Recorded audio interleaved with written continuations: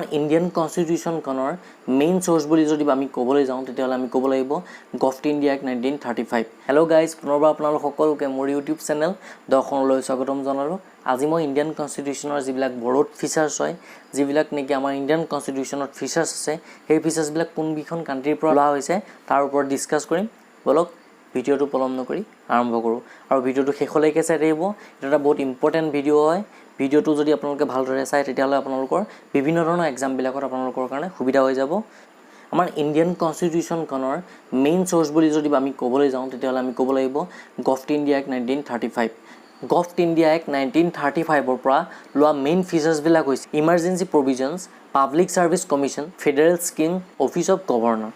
এইবিলাক ফিচাৰ্ছ আমাৰ লোৱা হৈছে মেইন আমাৰ যোনটো সোৰ্স হয় গভট ইণ্ডিয়া এক্ট 1935ৰ পৰা। ব্ৰিটিছ যোনখন কনষ্টিটিউশ্যন হয় সেই ব্ৰিটিছ কনষ্টিটিউশ্যনৰ পৰা লোৱা মেইন ফিচাৰ্ছবিলাক হৈছে ৰিটছ। আমাৰ যিহেতু 5টা ৰিটছ আছে, এই ৰিটছবিলাক ক'ৰ পৰা লোৱা হৈছে? ব্ৰিটিছ কনষ্টিটিউশ্যনৰ পৰা লোৱা হৈছে। Parliamentary reform of government, idea of single citizenship, rule of law, এইবিলাক আমাৰ কনষ্টিটিউশ্যনৰ পৰা লোৱা হৈছে। আৰু ৰুল অফ ল মানে হৈছে কোনোবা এখন কাণ্ট্ৰিত তাৰ গভৰ্ণমেণ্টখন কেতিয়াও ছুপ্ৰিম হ'ব নোৱাৰে। তাত থকা যিবিলাক ল' আছে সেই ল'বিলাকে ছুপ্ৰিম হয়, তাৰ গভৰ্ণমেণ্টখন কেতিয়াও ছুপ্ৰিম হ'ব নোৱাৰে।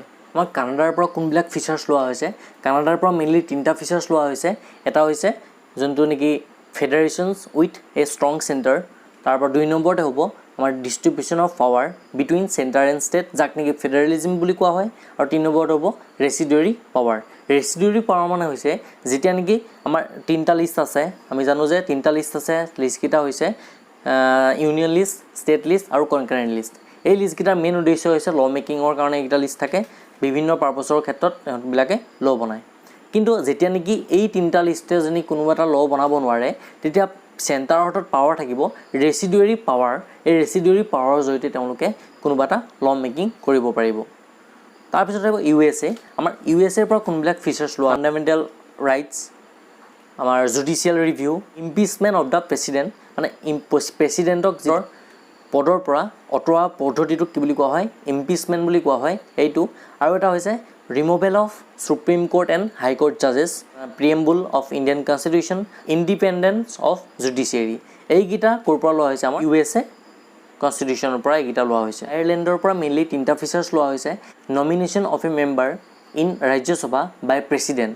আমাৰ প্ৰেচিডেণ্টৰ হাতত এটা পাৱাৰ থাকে, যিটো পাৱাৰৰ জৰিয়তে নেকি তেওঁ 12জন মেম্বাৰক তেওঁ আমাৰ ৰাজ্যসভাত নমিনেট কৰিব পাৰে। 2 নম্বৰতে হৈছে ইলেকশ্যন প্ৰচেছ অফ প্ৰেচিডেণ্ট।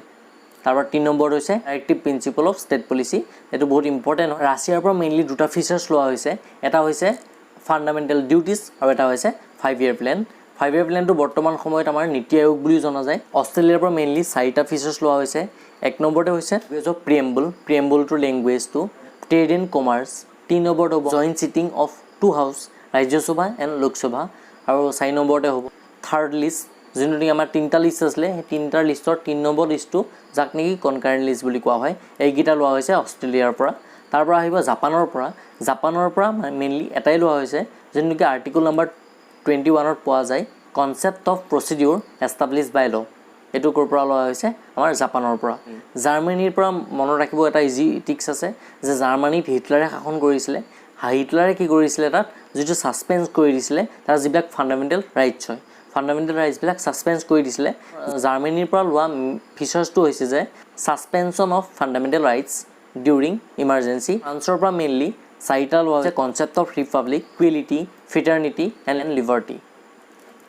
আমাৰ ছাউথ আফ্ৰিকাৰ পৰা লোৱা ফিচাৰ্ছটো হৈছে আমাৰ যিটো নেকি এমেণ্ডমেণ্ট, সংশোধনী ফিচাৰ্ছটো আফ্ৰিকাৰ কনষ্টিটিউশ্যন হয়, সেই কনষ্টিটিউশ্যনৰ পৰা এই ফিচাৰ্ছটো লোৱা হৈছে।